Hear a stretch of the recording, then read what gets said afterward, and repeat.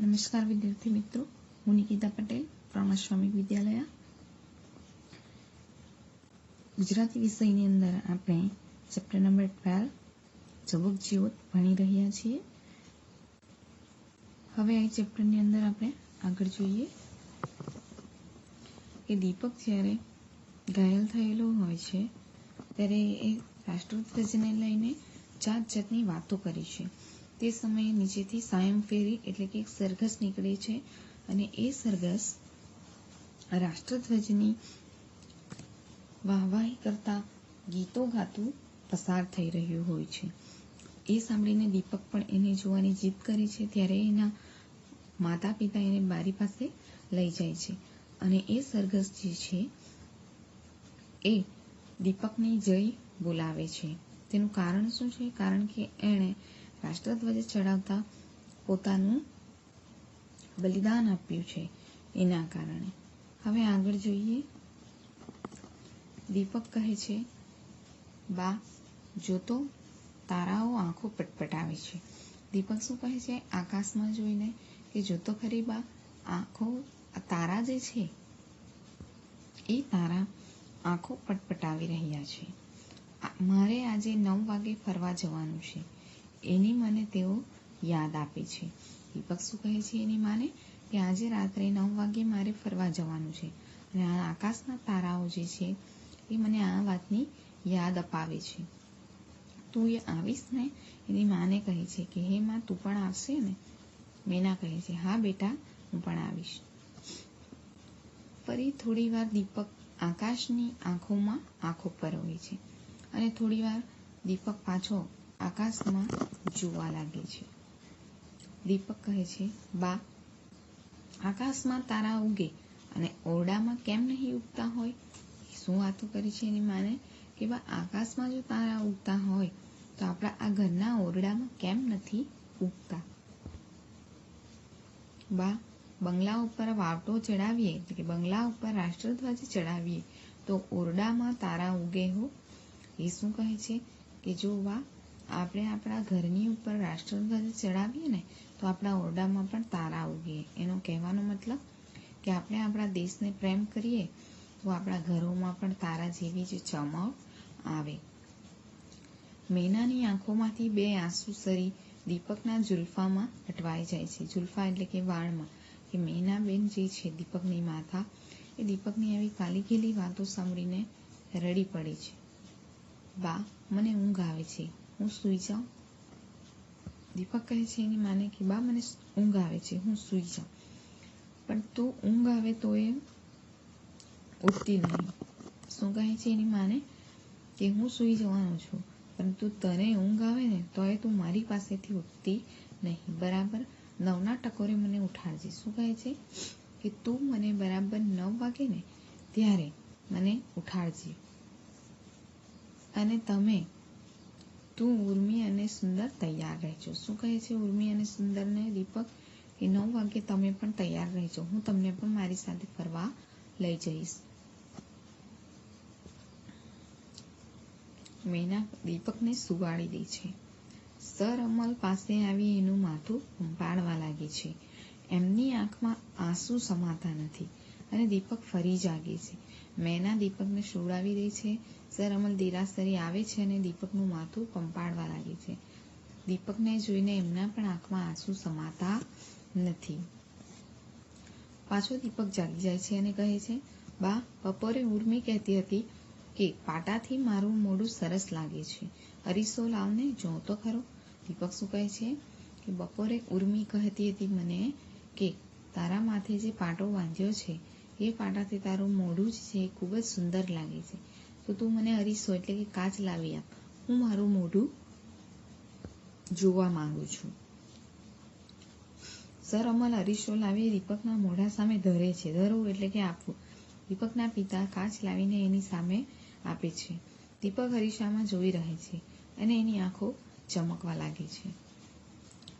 એ કહે છે, બા પાટો પણ જાણે રાષ્ટ્રધ્વજ જેવો લાગે છે. જો એને ઘાયલ થયેલો હોય છે એટલે એના માથે પાટો બાંધેલો હોય છે, તો એ પાટો પણ એને કેવો લાગે છે? રાષ્ટ્રધ્વજ જેવો લાગે છે. શું કહે છે કે એ પાટા ઉપર લાગેલું મારું લોહી જે છે એ લોહીનો લાલ રંગ, કાપડનો સફેદ રંગ અને લીલા રંગને બદલે મારા કાળા વાળ. શું કહે છે કે રાષ્ટ્રધ્વજની અંદર જેમ કેસરી, સફેદ અને લીલો એમ 3 રંગ હોય છે, તેવી રીતે દીપક કહે છે કે મારા માથે બાંધેલો પાટો પણ મને રાષ્ટ્રધ્વજ સમાન લાગે છે કે મારા લોહીનો લાલ રંગ, કાપડનો સફેદ રંગ અને લીલા રંગના બદલે મારા કાળા વાળ. અને રેટીઓ તો કેટલી વાર કહ્યું તો એ બાપુ ક્યાં લાવી દે છે. અને કે ગાંધીજીનો જે રેટીઓ હોય છે એ રેટીઓ દીપકે માંગણી કરેલી હશે એના પિતા પાસે, પરંતુ એ માંગણી ક્યારેય પૂરી કરી નહીં એના પિતાએ. એટલા માટે કહે છે કે રેટીઓ તો વારંવાર કહેવા છતાં પણ પિતાજીએ લાવી આપ્યો નથી. રોષ કરતો એટલે કે ગુસ્સો કરતો, જાઓ લઈ જાઓ તમારો અરીસો, કે એના પિતા અરીસો લાવે છે એટલા માટે શું કહે છે કે જાઓ તમારો અરીસો લઈ જાઓ, અમારે તમારા અરીસામાં નથી જોવું. અને ગુસ્સે થઈ જાય છે.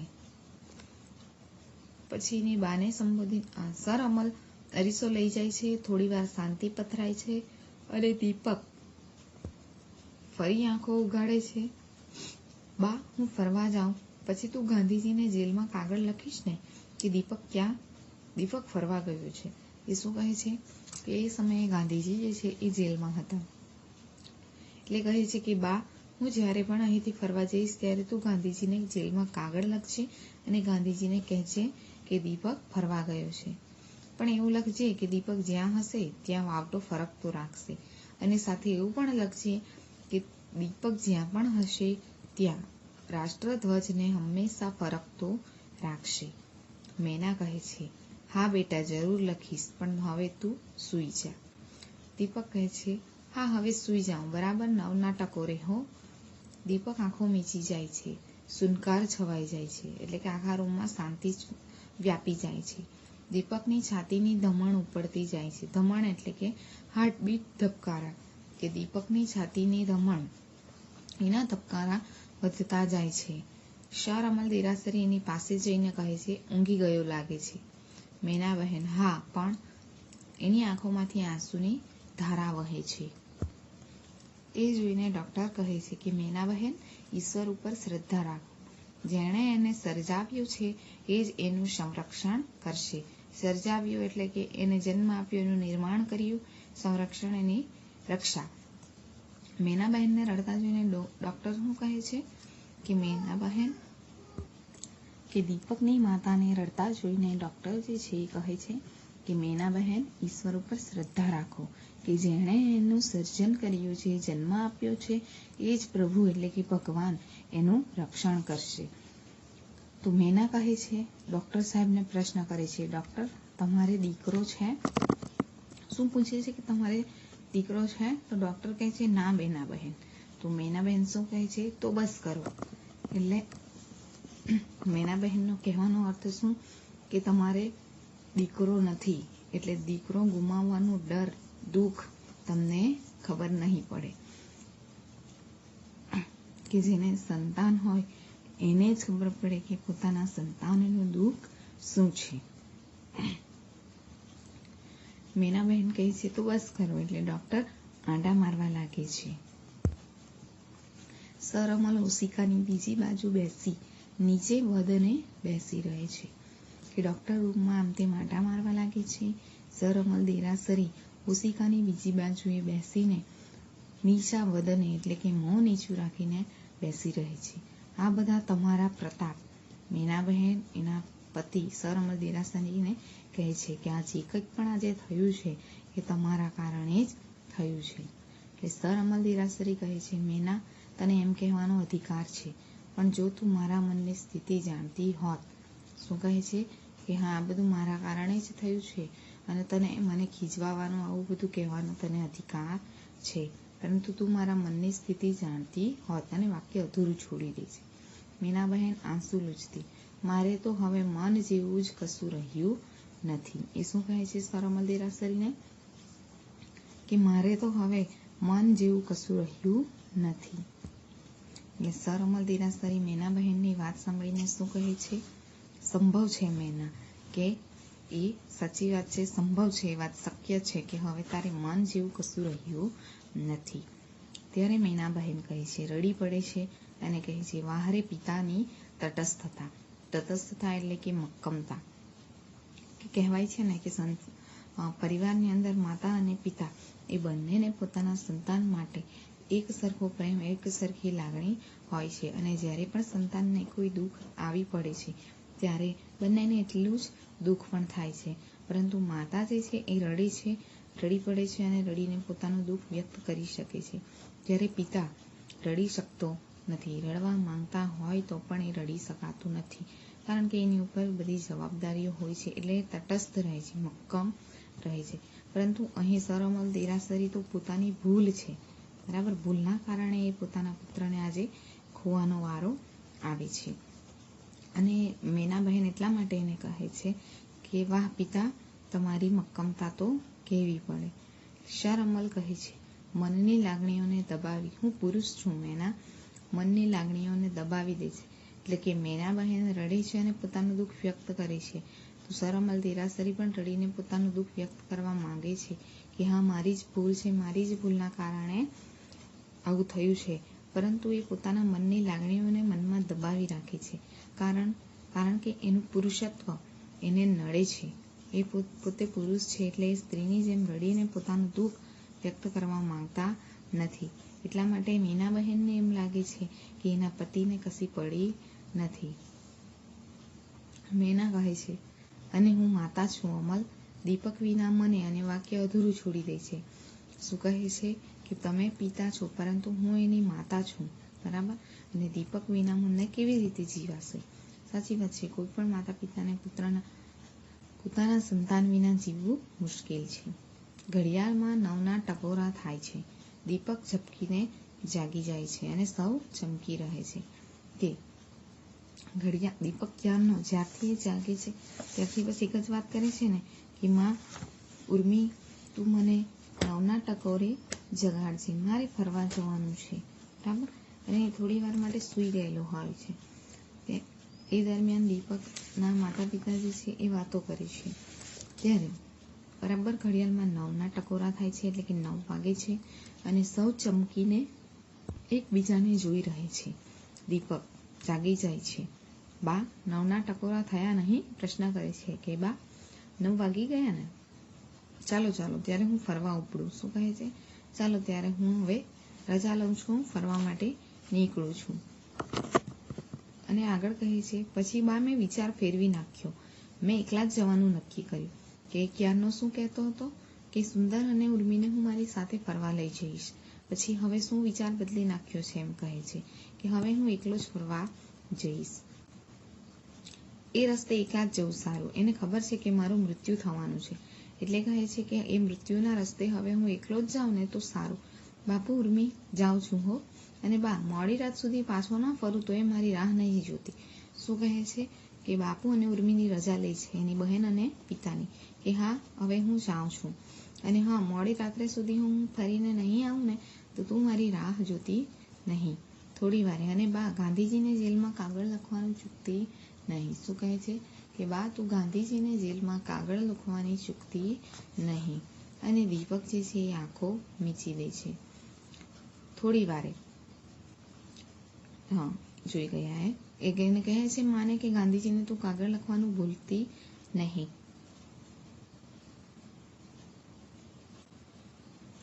અને દીપક આંખો મીચી દે છે. મેના બેબાકડી એટલે કે વ્યાકુળ થઈને બૂમાબૂમ કરે છે, બેટા બેટા. અને દીપકને ખૂબ જ બૂમો મારે છે. એનો અવાજ ફાટી જાય છે. દીપકના શરીર પર એ ઢગલો થઈ જાય છે અને ઉર્મી રડવા લાગે છે. કે મીનાબહેનનો અવાજ ફાટી જાય છે, એ જોરથી રડવા લાગે છે. દીપકના શરીર ઉપર ઢગલો થઈને પડી જાય છે. ઉર્મી પણ રડવા લાગે છે. ડૉક્ટર દીપક પાસે જઈને એની નાડી એટલે નસ ચેક કરે છે અને કહે છે કે દીપક હોલવાઈ ગયો. દીપકનો અર્થ થાય છે દીવો પણ થાય છે, બરાબર. કે દીપક હોલવાઈ ગયો એમ કહે છે. કહેવાનો અર્થ શું કે દીપકનું મૃત્યુ થઈ ગયું છે. સરઅમલ કહે છે, અને આખું જગ અંધારું, ઓહ નથી ખમાતું. કે દીપકના પિતાને પણ ખૂબ જ દુઃખ થાય છે કે એનો પુત્ર જે છે એ મૃત્યુ પામ્યો. એટલે શું કહે છે કે આખા જગતની અંદર અંધારું થઈ ગયું હોય એવું લાગે છે કે હવે મારાથી આ સહન થતું નથી. બે હાથમાં જોરથી માથું રાખી ઝરૂખામાં આંટા મારવા લાગે છે કે બે હાથમાં પોતાનું માથું દબાવીને એ ઝરૂખાની અંદર એટલે કે બાલ્કનીની અંદર આમ તેમ આંટા મારવા લાગે છે. મેનાનું કલ્પાંત એટલે કે ખૂબ જોરથી રડવું એ આખા ઓરડાને ધ્રુજાવી મૂકે છે કે એ પોતાના બાળકનું મૃત્યુ થયું છે. એટલે મેના બહેન જે છે એ ખૂબ દુઃખ વ્યક્ત કરે છે, જોરથી રડે છે અને એનું આ દુઃખ આખું કલ્પાંત આખા ઓરડાને ધ્રુજાવી મૂકે તેવું છે. પવનની લહેરથી દીપકની લટોને એના હસતા ચહેરા ઉપર રમાડી જાય છે. સર અમલ ટેલિફોન પાસે જાય છે અને નંબર ડાયલ કરે છે 1407. થોડી પડે એટલે કે થોડા સમયે. હા, કોંગ્રેસ હાઉસ. હા, કોણ છો તમે? સાંભળે છે પછી સ્વયંસેવક કે દીપકના પિતાજી છે સરમલે ફોન કરે છે અને પૂછ્યું છે કોણ છો તમે? તો સામેથી જવાબ આવે છે સ્વયંસેવક.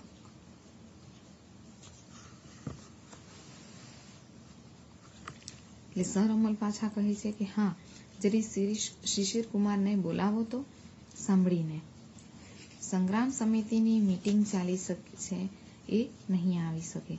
શું કહે છે સામે છેડેથી સ્વયંસેવકે શું જવાબ આપ્યો કે સંગ્રામ સમિતિની મીટિંગ ચાલે છે એટલે શિશિર કુમાર આવી શકે એમ નથી. ત્યારે સર અમલ શું કહે છે, અરે કેમ ના આવે? કહો કે સર અમલ દેરાસરીના અગત્યના કામસર માટે 2 મિનિટ બોલાવે છે. કેમ ના આવે? કહે છે કે સર અમલનો ફોન છે, 2 મિનિટ માટે આવે, કામ છે. ટેલિફોન નીચે મૂકીને ટહેલવા લાગે છે. ખિતાબ ખત એને જે અંગ્રેજ સરકાર તરફથી મળેલો જે એવોર્ડ છે એની પાસે જઈને એક મુક્કાથી એના ચૂરા કરી નાખે છે. બરાબર, એને નફરત થઈ ગઈ છે હવે કે એ અંગ્રેજોના કારણે આજે મારું બાળક ખોવું પડ્યું. કે અત્યાર સુધી એણે જે એ એવોર્ડ હતો એને ખૂબ સાચવીને રાખ્યો હતો, પરંતુ એને એક મુક્કાથી એના ચૂરા કરી નાખે છે. એના કારણે એમના હાથમાંથી લોહી વહેવા લાગે છે. ભૂત ભરાયું હોય એમ દીપકના પલંગ પાસે જઈને એ લોહિયાળ હાથે દીપકના પગને અડકે છે કે સર અમલ દેરાસરીની અંદર માનો કોઈ ભૂત ભરાઈ ગયું હોય એવી રીતે એ બિહેવ કરે છે અને દીપકના પલંગ પાસે જાય છે અને એ લોહીવાળા હાથ લઈને દીપકના પગને અડાડે છે. પછી 2 પગ ઉપર માથું મૂકીને ડુસકા ભરીને રડવા લાગે છે. હવે એને પસ્તાવો છે પોતાના કર્યા ઉપર, પરંતુ હવે પસ્તાવાથી કંઈ થઈ શકતું નથી. જો પહેલા જ એ સમજતે, દીપકનો સાથ આપતે, તો આજે એમના જીવનની અંદર આ પ્રસંગ આવ્યો ન હોત. બેટા, તે તારા બાપુને આજે નવો જન્મ આપ્યો. શું કહે છે કે દીપક પોતે બલિદાન આપીને જતો રહ્યો દેશ માટે, પરંતુ પોતાના બાપુની આંખો ઉઘાડતો ગયો. એટલા માટે કહે છે કે તે આજે તારા પિતાને નવો જન્મ આપ્યો છે. કે સર અમલ દેરાસરીની અંદર પરિવર્તન આવી જાય છે કે એ અંગ્રેજ સરકારને જે સાથ આપતા હતા એના કારણે એને પોતાનું બાળક ખોવું પડ્યું. એટલે એની અંદર હૃદય પરિવર્તન થઈ જાય છે. ફરી ટેલિફોન પાસે જઈ એક હાથ રૂમાલથી આંખો લૂછતા બીજી હાથે ટેલિફોન ઉઠાવે છે કે દીપક પાસેથી જતો રહે છે ટેલિફોન પાસે. હાથ રૂમાલથી આંખો લૂછે છે, આંસુ સાફ કરે છે અને ટેલિફોન ઉઠાવે છે. હા, આપ કોણ? સાંભળીને. અને સામે છેડેથી પૂછે છે કે કોણ? તો સાંભળીને કહે છે કે શિશિર કુમાર. વારું, શહેરમાં જાહેર કરો કે આવતીકાલથી વડાલા રેડ પર સર અમર દેરાસરી લીડ કરશે. સમજ્યા? કે એ શું કહે છે કે આવતીકાલથી વડાલા રેડ જે છે એ કોણ લીડ કરશે, એની આગેવાની કોણ કરશે? તો સર અમલ દેરાસરી એની આગેવાની કરશે. સમજ્યા? ઉપકાર કે તમારો આભાર. ટેલિફોન જોરથી પછાડી દોડતા બીજા રૂમમાં ચાલ્યા જાય છે. કે હવે પછી સ્વતંત્રતા સંગ્રામમાં કે દેશની આઝાદી માટે જે કંઈક પણ કાર્ય કરવાનું હશે, આગેવાની કરવાની હશે, એ કોણ કરશે? સર અમલ દેરાસરી. કે એક 8 વર્ષનું બાળક પોતાનું બલિદાન આપીને પોતાના પિતાનું હૃદય પરિવર્તન કરાવી જાય છે.